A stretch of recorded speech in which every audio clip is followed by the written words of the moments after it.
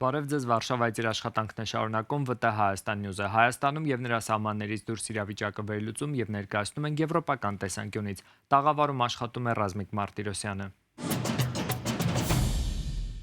Հայաստանի արտգործնախարար Արարատ Միրզոյանն ու Միացյալ Նահանգների պետքարտուղար Մարկո Ռուբիոն այսօր Երևանում ստորագրել են փոխըմբռնման հուշագիր։ Միացյալ Նահանգների պետքարտուղար Մարկո Ռուբիոն Երևան է ժամանել կնոջ հետ։ Զվարթնոց միջազգային օդանավակայանում նրան դիմավորել է Հայաստանի Հանրապետության արտգործնախարար Արարատ Միրզոյանը։ Օդանավակայանում տեղի ունեցած երկկողմ հանդիպումից հետո Միրզոյանն ու Ռուբիոն հանդես եկան մամուլի համար հայտարարություններով։ Այս տարվա արդեն հունվարի սկզբին ես եւ իմ հարգելի գործընկեր պետքարտուղար Ռուբիոն Վաշինգտոնում ստորագրեցինք TRIP նախագծի իրականացման շրջանակի մասին մի նոր փաստաթուղթ եւ կրկին ընդամենը մի քանի ամիս անց այսօր մայիսին Երևանում մենք կարողացանք նախաստորագրել արդեն միջպետական համաձայնագիրը TRIP ծրագրի վերաբերյալ։ Ռուսաստանը նախազգուշացումներից անցել է կոնկրետ գործողությունների, տնտեսական սահմանափակումներ է կիրառում Հայաստանի նկատմամբ, արգելելով մի շարք հայկական ապրանքատեսակների մուտքն իր շուկա։ Նախ Ռոսելխոզնաձորը հայտարարել էր Հայաստանից ծաղիկների ներմուծման արգելքի մասին, հայտարարելով, թե որոշման նպատակը բուսասանիտարական առողջ միջավայրի պաշտպանությունն ապահովելն է։ Բացի դրանից արդեն մի քանի օր է, ինչ Հայաստանում են Ռոսելխոզնաձորի աշխատակիցները, հայ գործընկերների հետ 8 ջերմոց եւ 4 ձկնաբուծարան են ստուգում։ Սրանք այն ընկերություններն են, որոնց ծաղիկներում ըստ Ռուսաստանի օտար մարմիններ են հայտնաբերվել։ Իսկ հայկական կարմրախայտն էլ կասկածելի քաշ է ունեցել։ Ռուսաստանը սահմանափակել է նաև ջերմուկ հանքային ջրի եւ մի քանի հայկական ընկերությունների ալկոհոլային խմիչքների վաճառքը։ Իսկ Ռուսաստանի նախագահի մամուլի քարտուղար Դմիտրի Պեսկովն էլ հայտարարել է, որ ռուսական գազի արտոնյալ գինը կարող է դառնալ շուկայական, եթե Հայաստանը որոշի դուրս գալ Եվրասիական տնտեսական միությունից։ Հետևեք ՎՏՀ Հայաստան Նյուզին Facebook-ում եւ YouTube-ում միշտ տեղեկացված լինելու համար։ ԱՄՆ պետքարտուղար Մարկո Ռուբիոյի այցի Հայաստան-Արևմուտք հարաբերությունների ներկայիս փուլի եւ դրա ֆոնին Ռուսաստանից հնչող նախազգուշացումների եւ հայ-ռուսական հարաբերությունների մասին կզրուցենք Ապրի Արմենիա վերլուծական կենտրոնի ավագ փորձագետ Բենյամին Պողոսյանի հետ։ Կարծում եմ այցը պետք է բաժանել երկու մասի՝ երկկողմ հարաբերություններ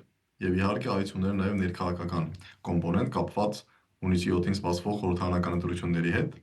Նախ երկկողմ հարաբերությունների մասով փաստորեն ստորագրվեց 3 փաստաթուղթ։ Առաջինը կողմերը նախաստորագրեցին TRIP-ի իրականացման վերաբերյալ միջպետական համաձայնագիրը։ Կարծում եմ սա կարևոր քայլ է TRIP-ի իրականացման ուղղությամբ։ Պայմանագիրը նախաստորագրված է, հուսանք մոտ ապագայում պայմանագիրը նաև կստորագրվի, որովհետև միայն այս պայմանագիրի ստորագրումից եւ վավերացումից հետո է հնարավոր ձեռնամուխ լինել TRIP-ի զարգացման կազմակերպության, այսպես կոչված TRIP Development Company գրանցմանը Հայաստանում, որից հետո արդեն այդ կազմակերպությունը պետք է սկսի կոնկրետ զբաղվել TRIP-ի իրականացման աշխատանքներով, նկատի ունեմ երկաթուղու շինարարություն, մայրուղու շինարարություն, խոսվում է նաև գազամուղերի, ինտերնետային մալուխների եւ այլնի մասին։ Սա մեկ։ Երկրորդը գիտենք, որ 2025 թվականի հունվարին ստորագրվել էր հայ-ամերիկյան ռազմավարական գործընկերության կանոնադրություն, դեռ նախորդ վարչակազմի հետ։ Այժմ կողմերը ստորագրեցին համապարփակ ռազմավարական գործընկերության մասին կանոնադրություն։ Իհարկե ժամանակ է պետք, որպեսզի այս երկու տեքստերը համեմատենք եւ հասկանանք ինչ տարբերություններ կան, բայց տրամաբանությունը հուշում է, որ ամեն դեպքում համապարփակ ռազմավարական համագործակցությունը ենթադրում է գուցե կամ հավելյալ ոլորտներում համագործակցություն, կամ արկա ոլորտներում համագործակցության խորացում։ Եվ կան նաև հետաքրքիր համագործակցության մասին հուշագիր կամ նույնիսկ հուշագիր, անգլերեն պարզապես framework, դա այսպես ասենք հազվագյուտ մետաղների մատակարարման եւ մշակման հարցում համագործակցությունն է։ Սա իրոք հետաքրքիր է, որովհետեւ իհարկե բարդ է ասել Հայաստանում արդյոք կան բավարար քանակությամբ հազվագյուտ մետաղներ թե ոչ, դրա մասին տարբեր տեսակետներ կան, բայց բացի հազվագյուտ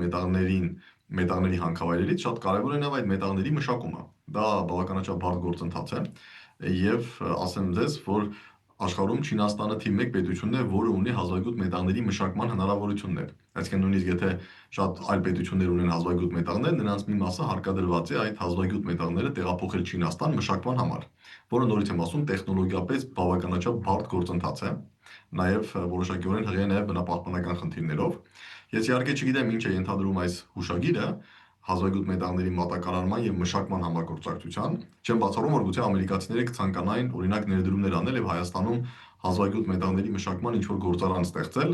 դրանով փորձելով թեկուզ շատ փոքր, բայց նվազեցնել Չինաստանում գործող այդ հազվագյուտ մետաղների մշակման հնարավորություններից իրենց ունեցած կախվածությունից։ Բայց իհարկե բոլորս ենք հասկանում, որ օրինակ այս ամենը կարելի է ստորագրել նաև օրինակ 2 կամ 3 շաբաթ անց։ Միանշանակ, այսինքն երբ նայում ենք թե ինչ Այսինքն կապում եք ընտրությունների հետ ամեն դեպքում Նաև այս այցը։ կապում եմ, որովհետև նորից եմ ասում, երբ նայում ենք այն 3 փաստաթղթերը, որոնք ստորագրվել են կամ նախաստորագրվել են, պնդել, որ պարտադիր էր, որպեսզի նրանք ստորագրվեն մայիսի 26-ին, այլ ոչ թե ասենք 2026 թվականի հունիսի 15-ին, նման պնդում անելը դժվար է։ Կարծես ոչինչ չէր խանգարում, որպեսզի այս այցը, մանավանդ տեսեք, այցը չափազանց կարճատև էր։ Կարծում եմ պետքարտուղարը Հայաստանում անցկացրեց ընդամենը մոտ 90 րոպե, այն էլ բացառապես օդանավակայանում, գիտենք, որ նա Հնդկաստանում էր, այսպես թե այնպես պետք է անցներ Հայաստանի օդային տարածքով եւ պարզապես տեղի ունեցավ վայրեջք 90 րոպե նա անցկացրեց օդանավակայանում եւ այնուհետեւ մեկնեց դեպի Եվրոպա այլ հանդիպումների։ Պարոն Պողոսյան, ձեր խոսքում իհարկե անդրադարձակ դրան, Արարատ Միրզոյանն էլ իր խոսքում կարևորեց TRIP-ի վերաբերյալ միջպետական համաձայնագրի նախաստորագրումը, այս ուղղությամբ ինչ արձագանքներ սպասել, օրինակ տարածաշրջանի մյուս խաղացողներից։ Տեսեք, նախաստորագրումը եւս մեկ քայլ է իրականացման ուղղությամբ, բայց դեռևս վերջնական պայմանագիրը ստորագրված չէ։ Չեմ կարծում, որ մենք շատ կոշտ արձագանքներ կլսենք։ Ես ենթադրում եմ, որ դեր հարցը առաջին հերթին վերաբերում է Իրանին եւ Ռուսաստանին, որովհետեւ Թուրքիան եւ Ադրբեջանը, այսպես ասենք, որևէ հիմք չունեն TRIP-ից դժգոհ լինելու։ Վերջնաշով Ադրբեջանը եւ Թուրքիան միշտ էլ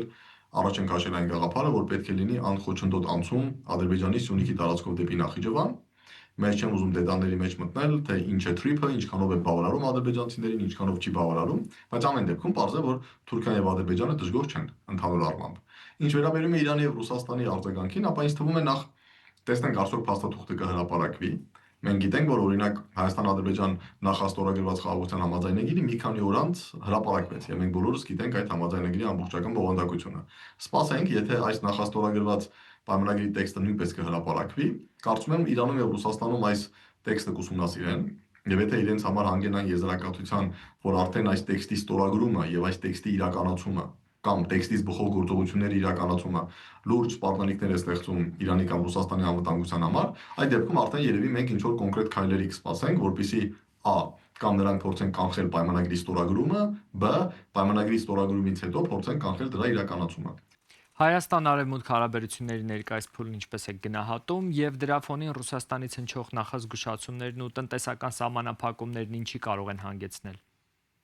Տեսեք, նախ մի փոքր ես կտանջատել Հայաստան-Արևմուտք, որովհետև հիմա արդեն կոլեկտիվ արևմուտքի մասին խոսելը բավականաչափ բարդ է, կա Միացյալ Նահանգները եւ կա Եվրամիություն, եւ մենք տեսնում ենք ինչ լուրջ խնդիրներ կան Եվրամիության եւ Միացյալ Նահանգների միջեւ, տարբեր հարցերի շուրջ, նույն օրինակ Իրանի պատերազմի հետ կապված կամ Իրանի դեմ պատերազմի հետ կապված, գիտենք,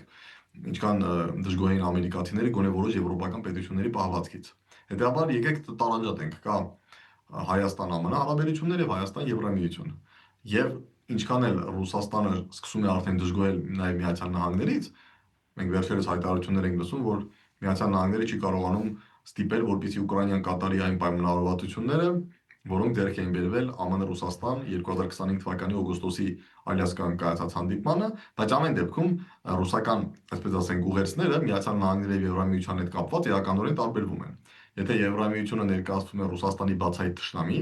որի հետ չի բացառվում անգամ ուղղակի ռազմական բախումը առաջիկա տարիներին, Միացյալ Նահանգների գոնե գործող վարչակազմը, չնայած աճող դժգոհությանը, այնուամենայնիվ ներկայացում է որպես վարչակազմ, որը գոնե պատրաստ է լսել ռուսներին։ Հետեւաբար Հայաստան-ԱՄՆ հարաբերությունները չեմ կարծում, որ լուրջ, այսպես ասենք, զայրույթ կառաջացնեն Ռուսաստանում, գոնե առայժմ։ Ինչ վերաբերում է Հայաստան-ԵՄ հարաբերություններին, սկսած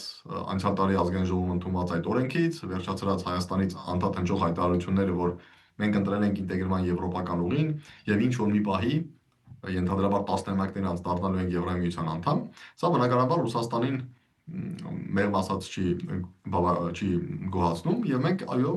անդադ լսում ենք կոշտ հայտարարություններ, որ Հայաստանը պետք է հնարավորինս շուտ կողմնորոշվի։ Մի քանի օրից նախատեսված է ԵԱՏՄ նիստ, որտեղ Ռուսաստանը հստակ հայտարարում է, որ քննարկվելու է Հայաստանի հարցը։ Իմ համար էլ մի փոքր պարզ չէ դա ինչ է նշանակում, եւ մի փոքր բարդ է հիմա կանխատեսել ինչ որոշումներ կընդունվեն, Մանավանդ կարծես թե որոշումները ընդունվում են կոնսենսուսով եւ ենթադրաբար Հայաստանը դժվար թե քվեարկի մի որոշման օգտին, որը հակասում է Հայաստանի շահերին, բայց երևի թե պետք է սպասենք այդ նիստի արդյունքներին, բայց մի բան հստակ է, որ այո, Ռուսաստանը որոշել է, որ եթե Հայաստանը շարունակում է շարժվել դեպի Եվրոպական միություն, նույնիսկ եթե անդամակցության հեռանկարները 30 տարի անց են, այսինքն մենք խոսում ենք 2055 թվականին Հայաստանի ԵՄ անդամակցության մասին, ապա Ռուսաստանի դիրքորոշումը սա է. Հայաստանը չի կարող մինչև 2040 թվականը լինել ԵԱՏՄ անդամ, օգտվել ռուսական էժան գազից եւ մի շարք այլ տնտեսական առավելություններից Ռուսաստանի հետ, եւս 15 տարի, եւ 15 տարի հետո Ռուսաստանին ասել ցտեսություն, հիմա ես քեզ հրաժեշտ եմ տալիս եւ միանում եմ Եվրամիությանը։ Բաքվի վերաքննիչ դատարանում սկսվել է առաջին ատյանում դատապարտված 15 հայ գերիների հանրային պաշտպանների ներկայացրած բողոքների քննությունը, հայտնում են ադրբեջանական լրատվամիջոցները։ Ադրբեջանական ԱՊՊԱ գործակալության փոխանցմամբ գործը քննում է դատավոր Էլմար Ռահիմովի նախագահությամբ գործող կազմը։ Բաքվի զինվորական դատարանը փետրվարին ցմահ կամ երկարատև ազատազրկման դատապարտեց 16 հայ գերիներին։ Ադրբեջանական կողմը նրանց մեղադրում է մի շարք ծանր հոդվածներով, այդ թվում խաղաղության եւ մարդկության դեմ հանցագործությունների, պատերազմական հանցագործությունների, ահաբեկչության, իշխանության բռնի զավթման եւ այլ մեղադրանքներով։ ՎՏ Հայաստան Նյուզի հետ զրույցում Միեդում հայ գերիների շահերի ներկայացուցիչ Սիրանուս Սահակյանն ավելի վաղ նշել էր, որ ադրբեջանական ղեկավարությունն առ այսօր հրաժարվում է հրապարակված դատավճիռները տրամադրել ամբաստանյալներին, ինչը խոչընդոտում է նաև միջազգային բողոքարկման հնարավորությանը։ Նա շեշտել էր, որ Միեդը պարտավորեցրել է Ադրբեջանին ներկայացնել հայ գերիների դեմ հարուցված քրեական վարույթի շրջանակներում կայացված դատավճիռների պատճենները։ Հունիսի 7-ին Հայաստանում տեղի կունենան ազգային ժողովի ընտրություններ։ Դրանց մասնակցելու հայտ է ներկայացրել 18 քաղաքական ուժ, 2 դաշինք եւ 16 կուսակցություն։ Ինչ են խոստանում նրանք, ինչ ծրագրերով են ներկայանում եւ որն է գլխավոր ասելիքը։ Իմ գործընկեր Աննա Դավթյանն առանձնացրել է քաղաքական ուժերի թոփ 3 նախընտրական խոստումները։ 28 օր տասնյակ քաղաքական ուժեր եւ հարյուրավոր խոստումներ հավանական ու անհավանական, իրագործելի եւ ոչ այդքան, հավակնոտ ու շարքային, որոնց մի մասը գուցե միսուարյուն ստանան, մյուս մասն էլ կրկին հնչեն 5 տարի հետո։ Ինչ են փոխելու մեր կյանքում ապագա իշխող ուժը կամ ուժերը, ներկայացնենք հերթականությամբ ըստ քվեաթերթիկի համարների։ Քվեաթերթիկում առաջինը ռեֆորմիստներն են, եթե իշխանության կան, խոստանում են կրթությունն ու բժշկությունն անվճար դարձնել, կազմակերպել ներգաղթ եւ սահմանադրական փոփոխությամբ երկրի ղեկավարին միայն մեկ անգամ կառավարելու հնարավորություն տալ։ Քվեաթերթիկում նման տարբերակ չկա, փոխարենը կուսակցություն կա, բայց եթե ընտրվեն, խոստանում են, քվեաթերթիկում կավելանա բոլորին դեմեմը։ Ոչ ստանդարտ ուժի խոստումները եւս այդպիսին են։ 100 օրվա ընթացքում կներկայացնեն խորհրդարանական կայուն մեծամասնություն ունենալու պահանջը։ Ընտրական շեմը կիչեցնեն 1%-ի, հետո կլուծարվեն։ 300,000 նոր աշխատատեղ, 0% հարկ փոքր բիզնեսին, բնակարան, ընտանիքում 5-րդ երեխա ծնվելիս։ Ուժեղ Հայաստան դաշինքի տնտեսական թոփ 3 խոստումներն են։ Արտաքին քաղաքականությանը վերաբերող խոստումներում եւս պակաս առատաձեռն չեն։ Մենք պետք է ունենանք շատ բարեկամական հարաբերություններ Ամերիկայի Միացյալ Նահանգների հետ, Անգլիայի հետ, Ֆրանսիայի հետ, Չինաստանի հետ, ինչպես նաև մեր բարեկամ Ռուսաստանի հետ։ Միայն այդպես մենք կարող ենք լուրջ երաշխավորություններ ապահովել գերտերություններից։ Հայաստանի շնորհապետական կուսակցությունը խոստանում է ռազմավարական հարաբերություններ Եվրամիության երկրների հետ, բարիդրացիական հարաբերություններ Թուրքիայի եւ հավասարակշռված հարաբերություններ Ադրբեջանի հետ։ Նոր ուժ ռեֆորմիստական կուսակցությունն էլ խոստանում է արգելել օնլայն խաղատների եւ շահումով խաղերի գործունեությունը, բազմազավակ ընտանիքներին նպաստ սահմանել, իսկ վթարային շենքերի բնակիչների համար նույն տեղում նոր շենքեր կառուցել։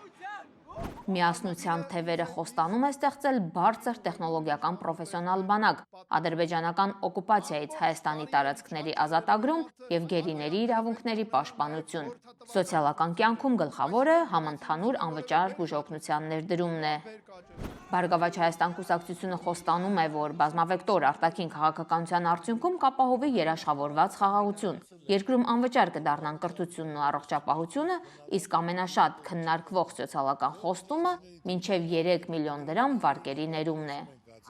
Ազգային բանակի նոր մոդել է ներդնելու ազգային ժողովրդավարական բևեռը։ Նախկին իշխանություններին պատրաստվում են իրավական գնահատական տալ եւ կատարել սահմանադրական փոփոխություններ։ Քոչարի ազգային վերածնունդ եւ ազգի զարթոն կուսակցությունն էլ կվերացնի գույքահարկը, հասարակական տրանսպորտը կդարձնի անվճար, իսկ բանակում արմատական փոփոխություններ կկատարի։ Հայ ազգային կոնգրեսը խոստանում է, խաղաղություն է լինելու։ Ադրբեջանի ու Թուրքիայի հետ հարաբերությունները կկարգավորեն, կկիրառեն բազմավեկտոր արտաքին քաղաքականություն։ Հանրապետություն կուսակցությունը Հայաստանը դուրս կբերի հապկից եւ կխորացնի ռազմական համագործակցությունը Միացյալ Նահանգների ու Ֆրանսիայի հետ։ Հայաստանը կգնա եվրոպական ինտեգրման ճանապարհով, ավելի սերտ կհամագործակցեն արևմտյան քաղաքական ու տնտեսական կառույցների հետ։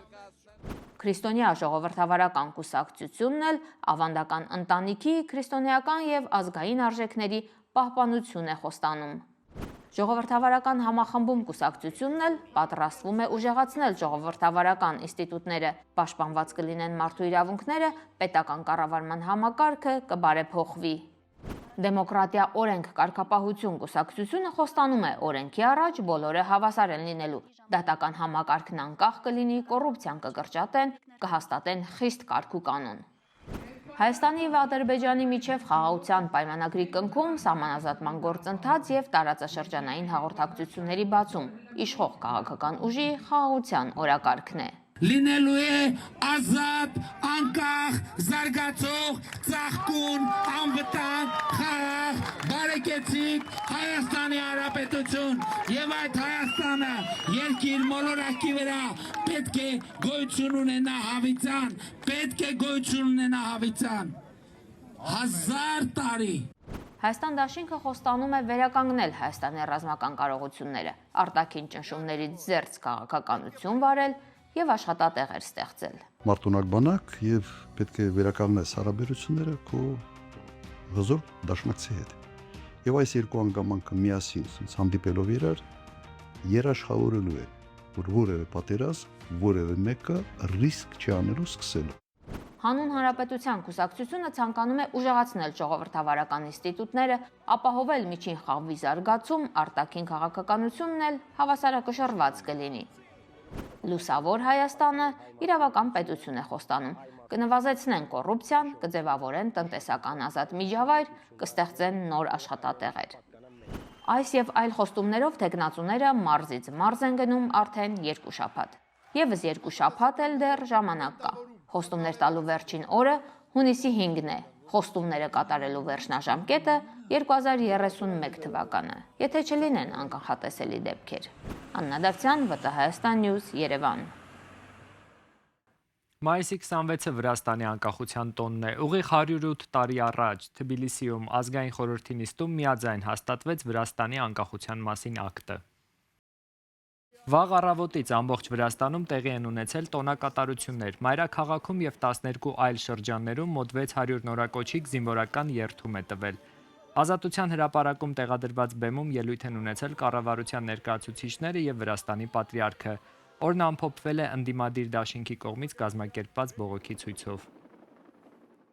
Այս թողարկման համար նախատեսել էինք այսքանը։ Հետևեք մեզ ՎՏՀ Հայաստան News-ի Facebook-յան եւ YouTube-յան հարթակներում, որպեսզի բաց չթողնեք օրվա կարևոր նորությունները։